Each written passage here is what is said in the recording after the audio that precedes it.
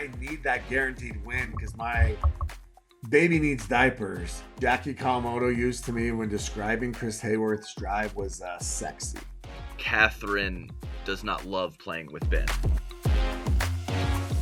All right, welcome, episode 2 of The Line, presented by Polymarket and MLP by DoorDash.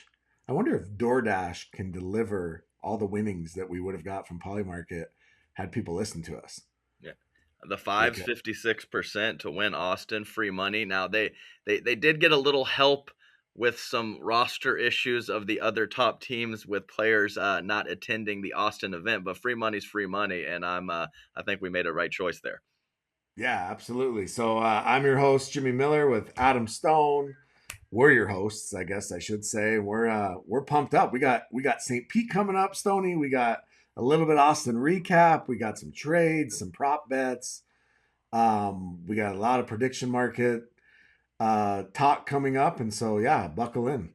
Yeah, no, for sure. So, obviously, biggest news on the board is the trade of Danny-Elle Townsend for Tyra Black. So, that popped off right when the event ended, and it's a serious move. So, I mean, Dallas did not have Tyra, but 11 of 11 in the Austin event, 0 points scored with Albie Huang filling in. So Dallas dipping below that contender status that they have been for a couple years now. So usually how these trades work, Jimmy, is you want to trade off assets for cheap, controllable players for multiple years. That's how it works in baseball. That's how it works in other sports. So I think this trade checks out on both sides. And I'll tell you what, not a lot of holes in the roster of the Columbus Sliders right now with buddies and homies.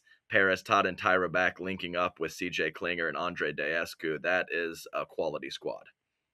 Yeah, absolutely. I mean, look, we like you mentioned, the expiring deal has always been a massive, massive asset when it comes to the big four sports. And Tyra technically is on that expiring deal, as we like to call it.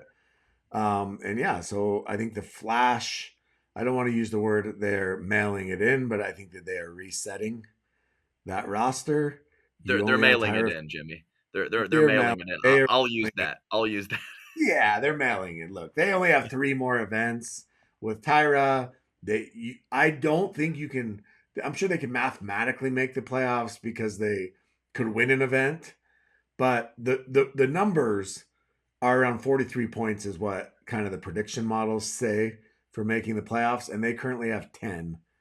So they would really need to rally to make the playoffs. And yeah, I mean, dead last. When all we heard about all week was the unbalanced pools, how unbalanced it was.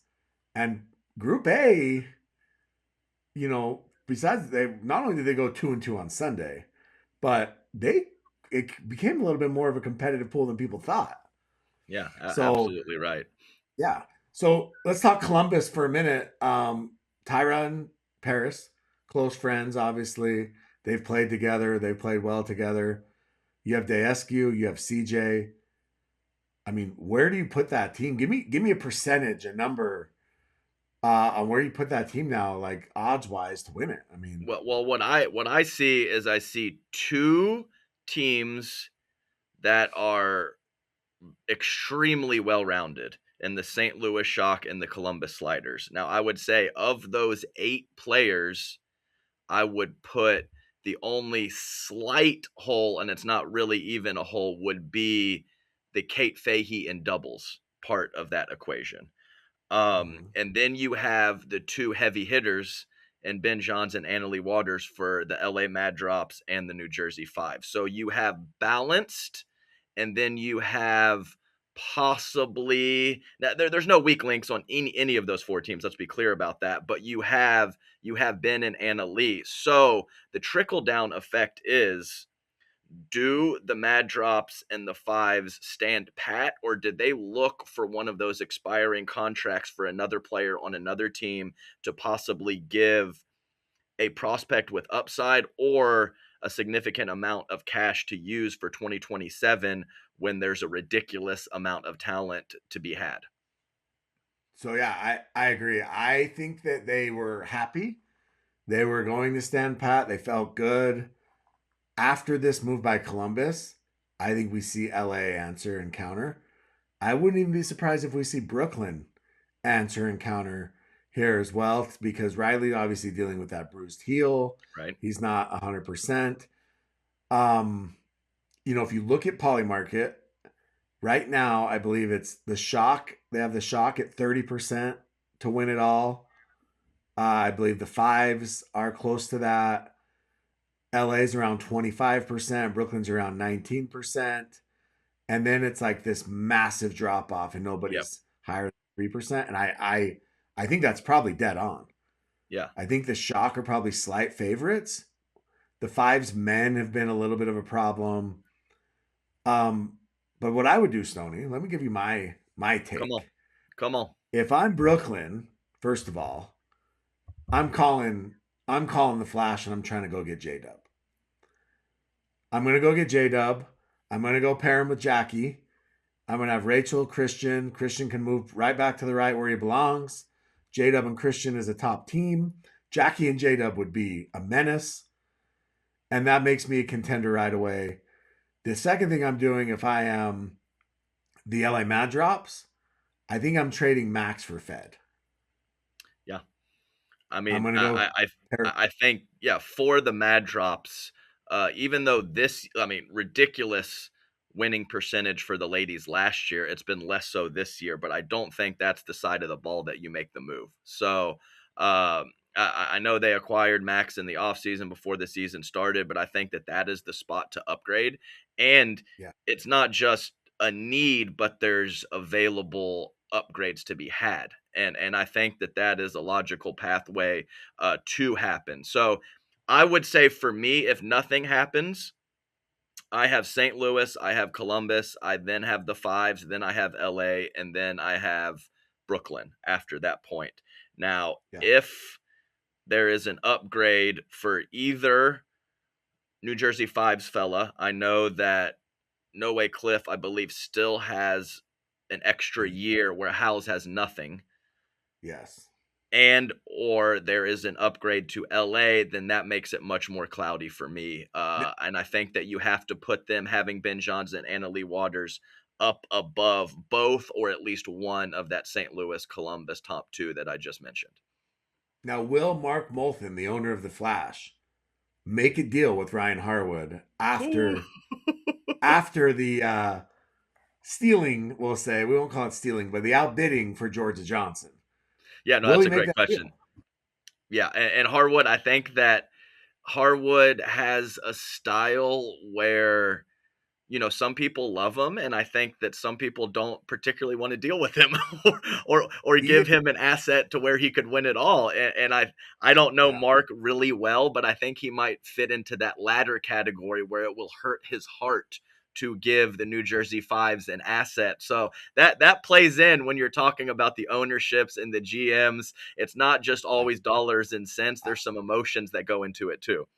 100%. I do think that if he does trade him, if it does go to the Fives, there's no doubt in my mind that he's going to want the max of the max, and he's going to Yep. say, "Hey, you take J Dub and you take Albie, and I want Lina and I want Noe and Yep. I want 400K." Correct. Yeah, it's going to be something significant. I agree Yeah. with that In completely. fact, I want Martin, and you can have Yvonne, and I want I 600K. want six. Give me 600. Yeah, let's Yeah, max this out for the yeah, for the 1 year rental, and that for still the might one. be what it takes. Yeah.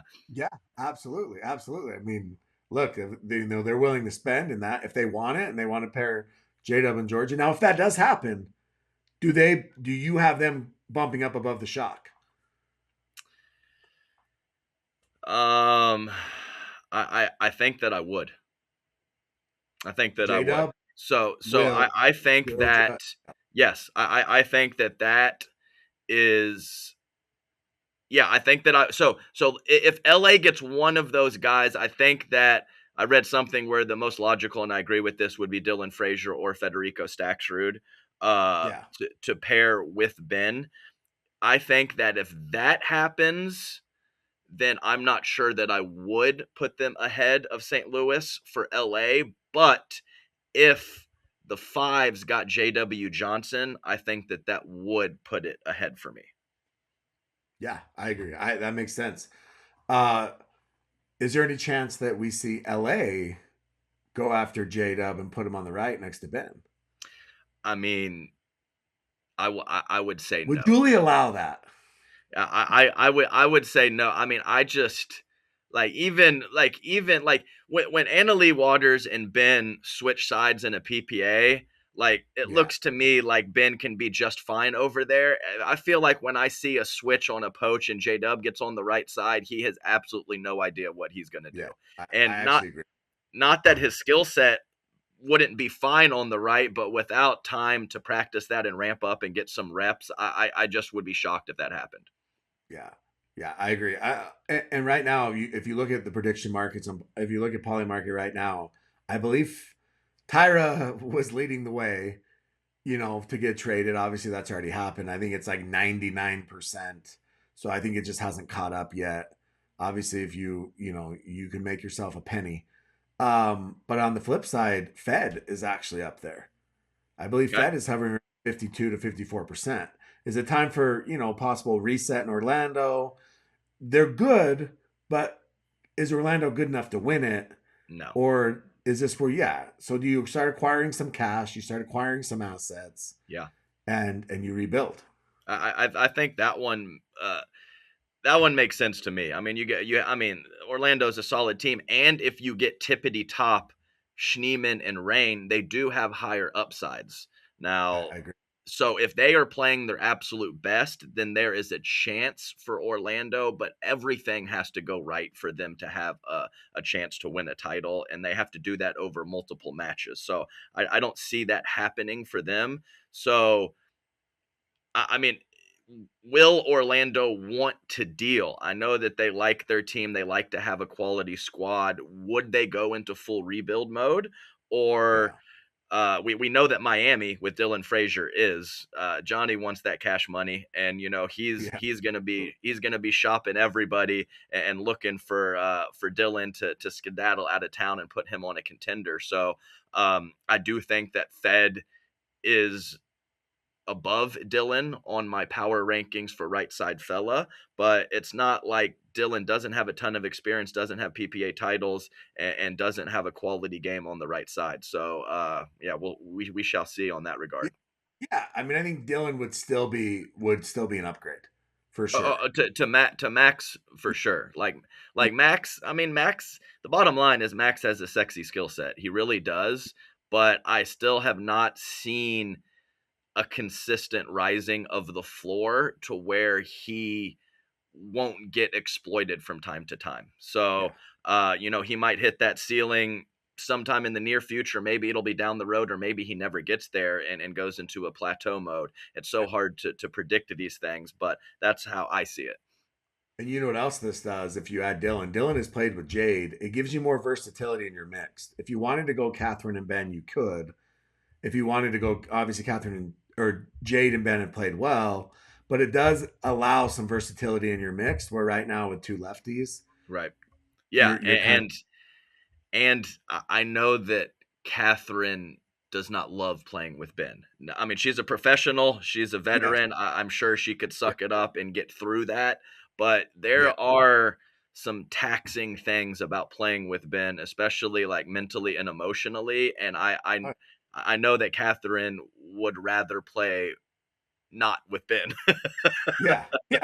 Well, I mean, it has to be tough never knowing if you were supposed to hit that ball or Yeah, yeah. not. Oh no, Is for that going to sure. travel all the way to me?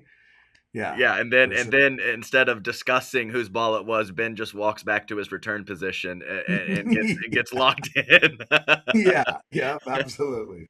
Yeah. So Def- let's talk after Austin. Obviously, big win for the fives. The Columbus Sliders, even without Paris Todd, were able to pull out second place. We had a little bit of load management issues, we'll call them, amongst some players. Paris Todd didn't show up. Tyra Black didn't show up. Caitlin Christian didn't show up. Yuta Funamizu didn't show up. Um, I mean, that's a lot. That's a It's a lot.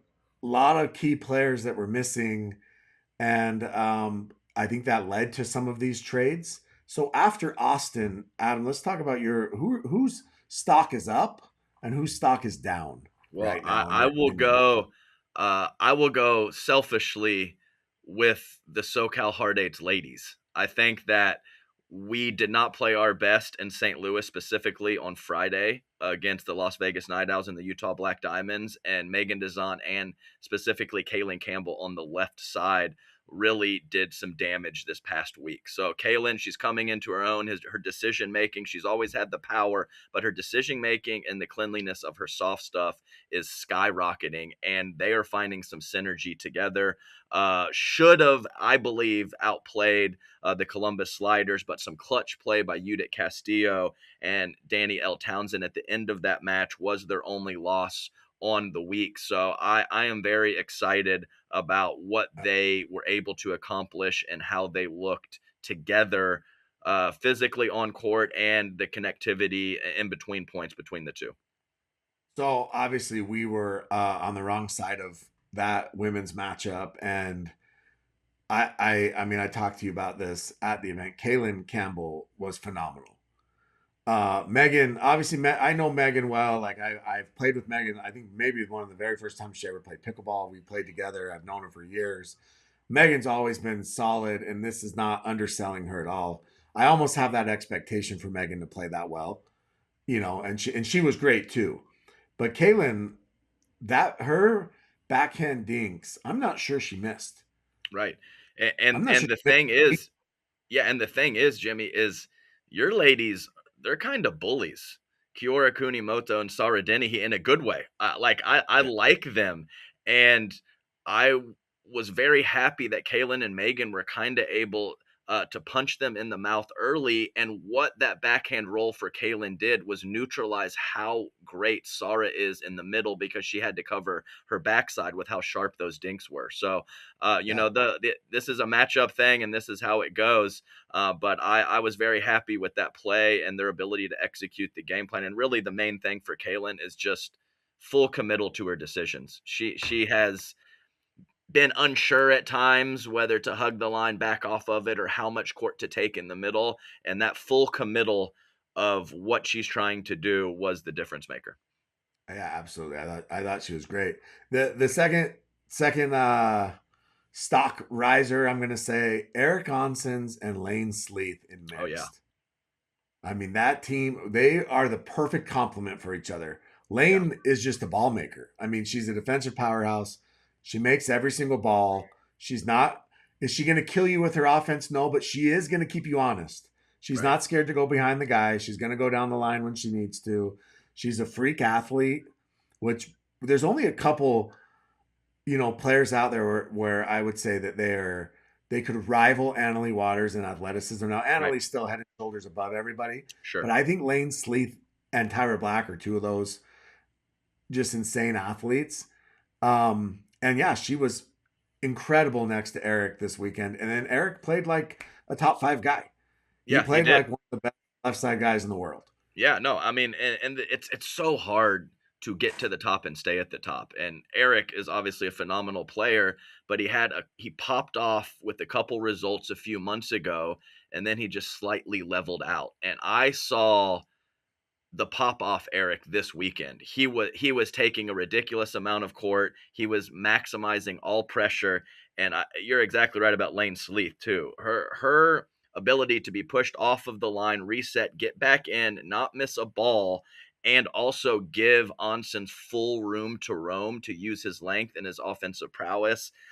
They were special against our team on Sunday and throughout the week and pool play before that. So big time stock up. As I mean, I do think Lane was a bit rusty earlier in the year coming back, and I saw old school Lane this week with her ball making, her bending, her footwork, all on point. yeah, agreed. I mean, they knocked off ALW and Noe. Yeah, it's Um, ridiculous. I think it was 11-4 too. When's the last time AL's lost 11-4 in No, anything? doesn't happen. So, and then I'm just gonna, Adam, you've seen the movie Tombstone, right? Yeah, of course. So there's a part in Tombstone where Wyatt Earp is going to have his duel with Johnny Ringo, right? And he's talking to Doc Holliday. He's laying in bed. He's dying. He's got the tissue up. He's coughing, right? Anyways, they go out to the little meadow, and essentially Doc Holliday shows up and shoots Johnny Ringo. I got to give just a quick honorable mention because that reminded me of Jesse Irvin this week. Between every point she was walking over, and 15 to 20 seconds of just full on hacking, coughing, looked like death, and she grinded it out. And I think she deserves some credit for that, especially in that dream breaker against the Ranchers, where she hit some insane winners past the aforementioned Lane Sleeth. And so I just want to give her a little bit of Yeah. credit on that. And I won't name any names, but I think that there were a couple players that missed that were not as in bad of shape physically than Jesse, and she was there to get it done. So we'll call her that. That's Val Kilmer. Val Kilmer That, in the movie, right? So yeah, that's yep, exactly absolutely. right. So I think that that's a good shout out for our last stock up for Austin. Yeah, absolutely. Now, stock down, the easiest one, first and foremost, it's got to be the Flash, right? Yeah, I mean, two-time champs. You have J.W. Johnson, who most people would argue could be the third best player in the world. You have Augie Ga. You have, Brooke Buckner's no slouch, no, and they finished dead last, yeah, 11th out of 11. yeah, and I Yeah, think it kind of just goes to show how important the ladies are, but specifically on the Flash because JW and Augie are more known as take 55% of the court in mixed. So they're not, we just talked about Onson's kind of being able to cover 80% or Christian Alshon. That and Augie and JW are amazing. I love them. Their skill sets are great, but they don't have that full crazy takeover ability. So when you dip down the level of the ladies, it was a mess for the Dallas Flash, and I mean unfathomable to be 11 out of 11 in this event. yeah. I mean, look, at the end of the day, Carolina was still in this event, and they still finished 11 out of 11. Like, it was rough. Now, they did get to a dream breaker against the Fives on the last day, which could have salvaged the event for them. They ended up losing 22-20. Um, it came down to AL and Brooke, but in that dream breaker, JW Johnson went 11-1, which Jeez, is I didn't know that. yeah, he went 11-1, but it came down to 2020 Annalie Waters versus Brooke Buckner. And if Polymarket had a prediction, it's 100%. You're taking Annalie Waters. Yeah, and the thing is, Jimmy, she has all the talent in the world, but she also has mental control over the field. So like Yes. you get in a tight part of a match or a dream breaker, it's you have to overcome her physically and you have to actually have belief knowing that you've lost to her so many times in singles, doubles, and mixed at the PPA event. So it's a double whammy when you have to overcome Annalie Waters in a big spot. Yeah, absolutely. Our other stock, we'll say stock down from this so far this season and from this event, since we just talked about them, are the Fives men. I don't know. Last year they were good enough. They were solid. They did enough to let Annalie and Megan cook and do their thing. This year, Adam, they went 2-4, and it took a massive comeback Yeah. against the Ranchers to not end up 1-5 in this event. Yeah, I don't I can't remember the exact, but it was something crazy like 9-3 or something along those lines. I do not know what the numbers are for that comeback against the Texas Rancher. So easily could have been 1-5, 2-4.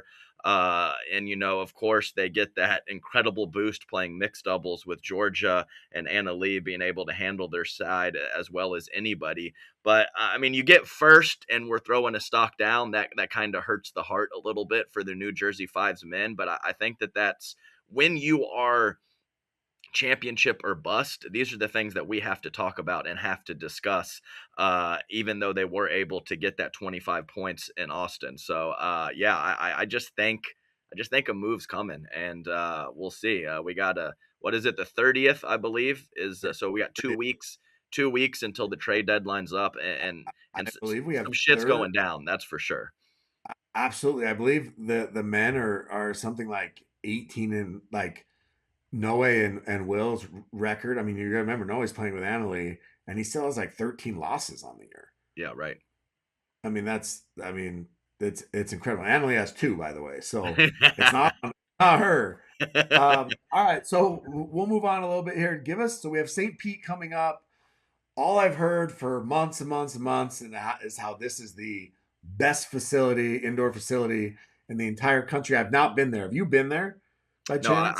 I have not, but indoors, MLP indoor summer sounds pretty good to me, and it sounds Yeah. pretty good to the fans also because it was freaking ridiculous in Austin. Oh my And god. I mean, Yeah. whatever for the players. Of course, it's an issue for the players, but I mean, who wants to sit there for 6 or 8 hours in the seats, man? That's tough. Yeah. So, well, Yeah. we'll see if we get more indoor facilities during the summer months moving forward. Yeah, absolutely. This facility, it's beautiful. Graham D'Amico, I got to give him credit. It's hard for me to do because Graham and I don't always see eye to eye, but it, it looks awesome. And the Smash are hosting, and so Polymarket, give us your lock. What's your biggest lock of the week, Adam? Like, who, if I have whatever amount of funds I have, and I need that guaranteed win because my baby needs diapers. What's your lock of the week? And it's always difficult for your lock of the week to involve MLP Ben Johns because we have seen less than 100% from time to time. Yeah. I don't believe we have seen less than a very high percentage in 2026, though. So when I see LA versus Utah and LA is 61%, that that looks pretty juicy to me. So I would have LA significantly higher than that. Tama playing well, Connor Garnett playing well, but I think that is a low percentage for me, and I would have LA much more up into the 75% range for that particular matchup, maybe even higher. And you got to think that you look at LA and you assume Ben wins both, worst case scenario. And even if they lose the other two, you go to a dream breaker against Utah, and you would think that LA is a favorite with Gabe Joseph, with Ben, with now Samantha Parker and Catherine Parento. You think Yeah, that they would definitely. obviously be heavy favorites in that. So I don't see any way LA is losing that matchup. And if you're gonna pound a line, that's the one I think that you go after for sure. Yeah, and on the flip side of that, while I put St. Louis number 1 in my power rankings, the Ranchers have some game, and Nico and Eric can get extremely hot. And when you're talking about 84%, sure, I think St. Louis is going to win that matchup, but is the juice really worth the squeeze when the percentage gets all the way up to 84? I'm not so sure because, like I said, with the way that Sleeth is playing, the veteran Leia Jansen, and then the two fellas who can both go into alpha mode, that could be a possible trap play, even though St. Louis looked ridiculously good at their home event a couple weeks ago. Yeah, absolutely. And that's another one where you see these guys. Every year you see one of these like crazy Super Bowl bets where some guy bets 100,000 to win $500, and then they end up losing somehow, or these wild bets. I feel like that's that St. Louis Ranchers bet. It's just not worth it. I mean, Yep. the percentage. Yeah, it's just one of those things that I don't touch because you never know how hot an Eric Hansons can get, in that situation. So yeah, I Yeah. agree with you. Who, And then who do you have winning St. Pete all overall? Who's your prediction? I mean, look at this group right here, Group 2. like first event after the trade, and you get St. Louis and Columbus in the same group. And then you also have a really quality middle chunk of that group with Orlando Squeeze, Palm Beach Royals, and Texas Rangers, who there's some differences between those three teams, but I'll lump those three together. Yeah. So I mean, that is ridiculous. I mean, that is going to be a ferocious group play situation. But and we look over at group one, and you have the top two being the Los Angeles Mad Drops and Brooklyn Pickleball team, and then the Slice and the Utah Black Diamonds right underneath that. So, I mean, I just think the group two is going to be battle tested, and I think that whoever comes out of that group will win. And I give a slight edge to the St. Louis Shock over the Columbus Sliders. Did you so I don't know if you know this, but this is the third straight event where the Utah Black Diamonds will open with the LA Mad Drops. Yeah, I saw some strength of schedule. Somebody put that together, which is, Yeah. that's a big deal. Obviously, it's almost like Yeah. being good at pickleball, but it comes down to your partner. So if you're a really good team, but your strength of schedule is ridiculous, or you're an okay team and it's poor, like that changes up everything and allows you to have some success. So strength of schedule is a big deal, and that hurts pretty bad for the Black Diamonds to run into Ben Johns, boom, boom, boom, like that. Yeah, yeah. I mean, it gets you off to a slow start, right? Like everybody wants a win. Everybody wants to start their event with a win, and you have to play Ben Johns right away, and you can't really. There's no settling in. You're thrown right into the fire. On that group too, I want to talk about this for a second because we saw it this weekend. You and I, Miami. They can come up and scare some people at times. Left side Dylan was pretty good. Yeah. Um, obviously Palm Beach. I gotta admit, I gave your boy Deckel a little bit of grief on the KOTC pod. I believe I used the word disaster, Ooh. and he reached out to me and he sent me the real clear stats where he would finish second in St. Player Louis. impact. Yeah, the player impact, Player, right? yeah, and he said, "Hey, you know, agree to disagree," and he was very cordial about it. And so, if we can get that version of Deckel, if we can get, Crime Dog Tyson McGuffin to throw it back, because him and Sophia have actually done pretty Yeah, well. they have against some good You know, teams too. yeah, absolutely. And Tina's been steady. Maybe that team, that Palm Beach team, can they upset a Texas Ranchers? Can they beat an Orlando Squeeze? Is it possible that everybody can beat everybody else up, similar to what we saw in Austin? And can that Palm Beach team, steal maybe that third spot behind the Shock and the Sliders? No, I think so. I don't think that Miami can come out of this group. I just don't think it's I, even I, really possible. And of those three, and I do not think that the Squeeze, the Royals, and the Ranchers are going to be able to dip into that top two with the St. Louis Shock and the new look Columbus Sliders. But I absolutely think the Royals could finish third over the Squeeze and the Ranchers. So yeah. I wouldn't say that I would for sure pick them to do that, but that is very much in the cards. And I think when they play the Squeeze and the Ranchers, that the percentage on Polymarket should not be extreme in any way, shape, or form. It should be in the 50s, not even the 60s, when that does happen for whichever team may be. Yeah, absolutely. I think if I had to, if I was putting my money down on this, I think I would say the Shock are going to carry over that success. The Sliders are going to take a minute. CJ's been sick for weeks. He I was know it. sick again in He Austin. was hacking. Yeah, Um, man. Poor kid. yeah, yeah. And so I'm going to say that the Shock come out of that, but the Sliders give them everything that they can handle. Right. And then on the other group, I think we're going to see a Shock in LA rematch. Yeah. No, I mean, And I that's think that. we'll see a different Ben Jones. Yeah. I will go. I will go Shock, Sliders, Ranchers, Squeeze, Palm Beach, Miami. That is my rankings in that particular Okay. group.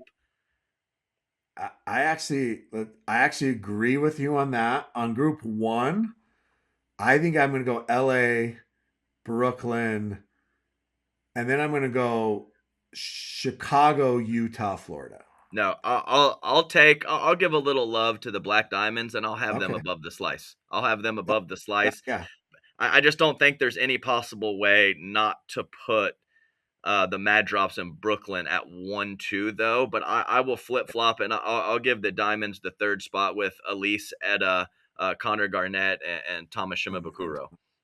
now tell me this: if Riley Newman does not play, can Utah end up in the 2 spot? Um, I don't believe so, because I'll tell you this: absolute polar opposite styles. But I don't think Hayworth is that much worse than Riley at doubles. Dude, the Yeah. guy hits freaking howitzers. The way he hits the ball is ridiculous. He gets 2 or 3 free points off the serve every time. Does he do some wild shit from the midcourt? Yes. But it's a little He's less traditional. But I think if you play the same team 100 times with Riley or with Chris Hayworth with Alshon, I don't think the numbers are that different, to be honest with you. I believe the words that Jackie Kawamoto used to me when describing Chris Hayworth's drive was sexy. Oh yeah, So it is.